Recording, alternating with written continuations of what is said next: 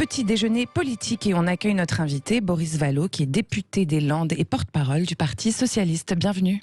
Bonjour. Bonjour Boris Vallaud. Alors on va bien sûr évoquer la crise sanitaire, mais d'abord parlons de la crise sociale avec cette conférence sociale à Matignon. Aujourd'hui, le Premier ministre qui réunit syndicats et patronat. On va notamment parler de la réforme de l'assurance chômage. Elle avait été déjà reportée une première fois au 1er janvier prochain. On parle d'un nouveau report. Est-ce qu'il faut la reporter ou tout simplement y renoncer ?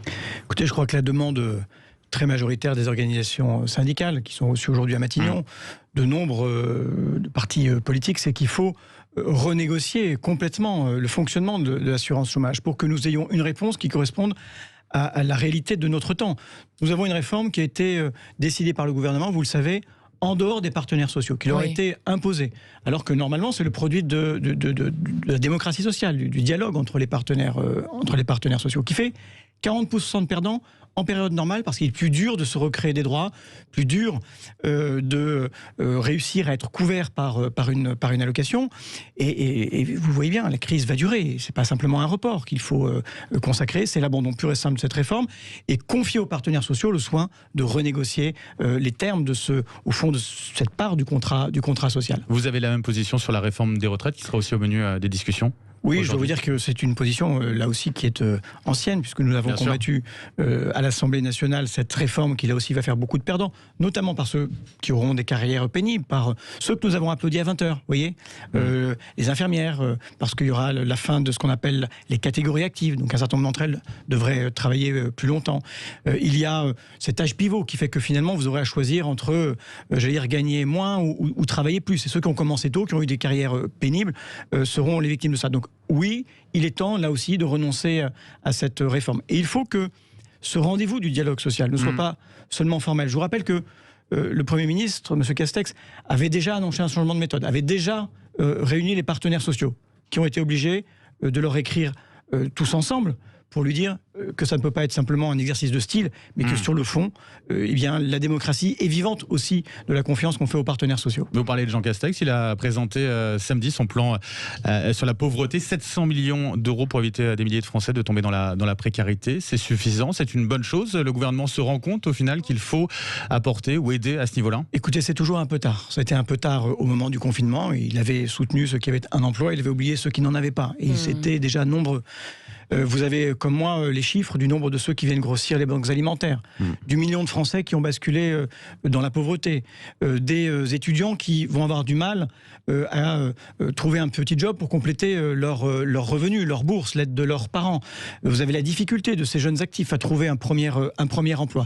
Eh bien, évidemment, il faut réagir parce que cette crise, c'est un ultimatum social. Et la réponse du gouvernement, elle est tardive et, à dire vrai, elle est insuffisante. C'est pas ma seule appréciation.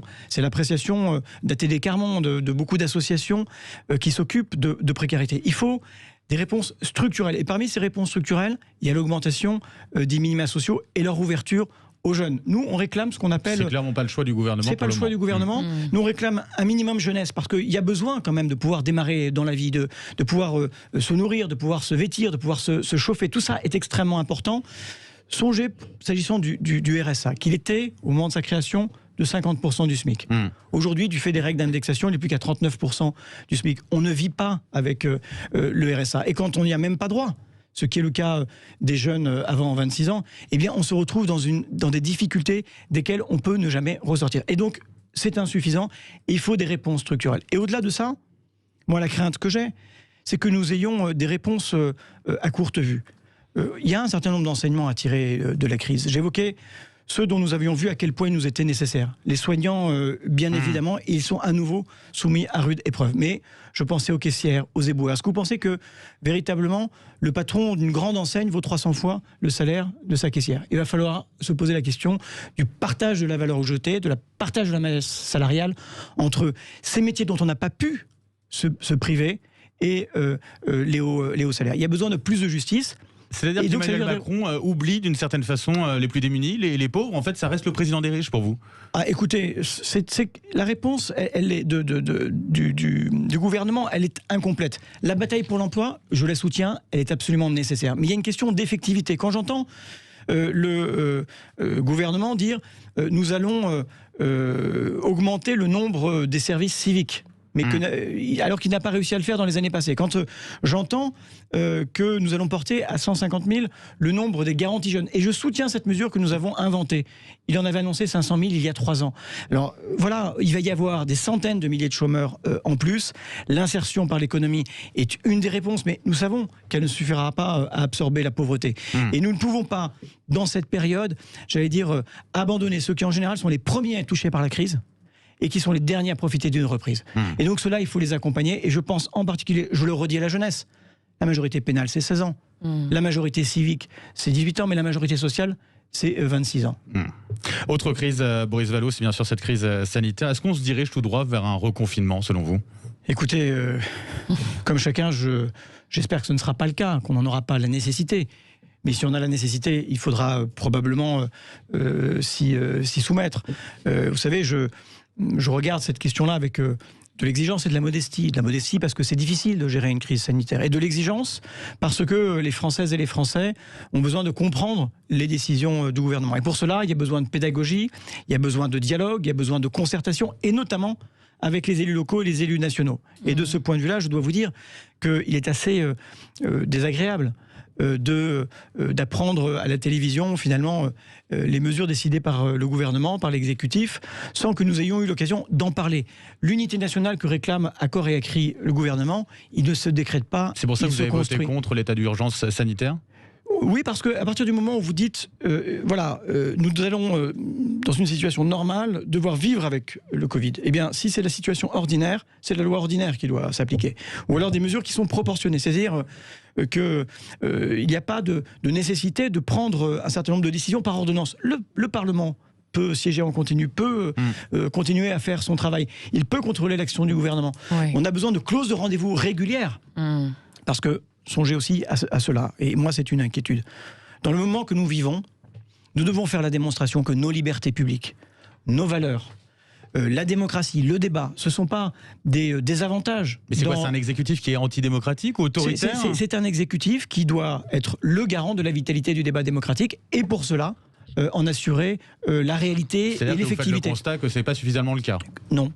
Je le dis avec peine. Il y a, de façon structurelle, un problème avec la Ve République qui est à bout de souffle, avec un système parlementaire qui a trop peu de place dans l'équilibre de nos institutions. Ouais. Et il y a ce moment particulier où nous devons dire, eh bien, oui, nous sommes capables de surmonter nos difficultés sur le plan sanitaire, sur le plan social, sur le plan économique, sur le plan de la cohésion du pays, parce que nous sommes une grande démocratie, parce que nous sommes un État de droit. Boris Vallaud, autre sujet, c'est cet affrontement, pour l'instant par les mots, entre Emmanuel Macron et Erdogan, le président turc. Comment vous analysez ça, justement, ce face-à-face ? C'est inquiétant, c'est un choc des civilisations, justement, entre deux mondes qui s'opposent ? Écoutez, c'est inquiétant, oui, parce que quand des responsables politiques, finalement, perdent les pédales au point d'en venir à invectiver d'autres chefs d'État, on se dit que c'est quand même une drôle de façon d'exercer des examens de santé mentale, d'exercer le pouvoir, la responsabilité. Mais j'allais dire, M. Erdogan est coutumier de ce genre de turpitude. Il est d'ailleurs dans une situation de faiblesse politique. Il est habitué, du coup on laisse faire, il n'y a pas de sanction. Est-ce que vous avez le sentiment que le président de la République laisse faire ? Il a rappelé notre ambassadeur. Je pense que c'est un préalable à une concertation européenne, parce que l'attitude du président turc ébranle, j'allais dire, non seulement les relations franco-turques, mais aussi avec l'ensemble de l'Europe. Ouais. Et puis, il y a une zone moyen-orientale qui est aussi ébranlée par la politique étrangère turque. Mais je le redis, il y a aussi de la part de M. Erdogan des considérations de politique intérieure, parce qu'il est malmené dans les sondages. Il est malmené parce que sa politique économique, sociale ne marche pas, parce que ses offensives sur le plan culturel et éducatif ne sont pas suivies. Et je ne veux pas résumer la Turquie et le peuple turc à M. Erdogan. Vous avez des Turcs qui sont de grands démocrates, qui sont universalistes. Est-ce qu'Erdogan n'essaye pas de prendre la place justement de cette figure de proue un petit peu de l'islam radical, justement, je crois qu'il est dans la confusion des valeurs et des sentiments, et je crois que ça ne grandit pas le président turc, que ces basses invectives, en tout cas, elles n'impressionnent personne. Et vous vous rangez aux côtés d'Emmanuel Macron dans ce... Bien sûr. Le mot de la fin avec Judith Belair. Oui, Boris Vallaud, le ministre chargé des Transports Jean-Baptiste Djebbari s'est dit assez favorable à la proposition de la présidente de la région Île-de-France qui propose d'avoir recours à la reconnaissance faciale dans les transports. Est-ce que vous pensez que c'est une bonne solution pour lutter contre le terrorisme ? Écoutez, vous savez, on est dans un moment où il faut se poser la question de savoir quel est l'équilibre que nous avons trouvé entre nos libertés publiques et la sécurité. Ouais, moi, je ne suis pas d'avis qu'il faille se troquer l'un pour l'autre. Et donc, il faut avoir des débats sur tous ces sujets. Je ne crois pas que ce soit la solution. On est dans un moment, vous savez, de surenchère. Je crois qu'il faut dire, dans le moment que nous vivons, que ce qui fait la force de notre pays, c'est notre cohésion, c'est notre unité, un certain nombre de valeurs. Et je crois qu'il ne faut pas céder à la facilité de rajouter des exceptions aux lois d'exception. Oui. Ce qui nous fonde en droit, ce qui nous fonde comme démocratie, c'est ce que nous avons construit depuis 200 ans. Merci beaucoup, Boris Vallaud, on le rappelle, député des Landes et porte-parole du Parti Socialiste. Merci de votre invitation avec nous ce matin sur Sud Radio. Le Grand Matin continue après le journal. On sera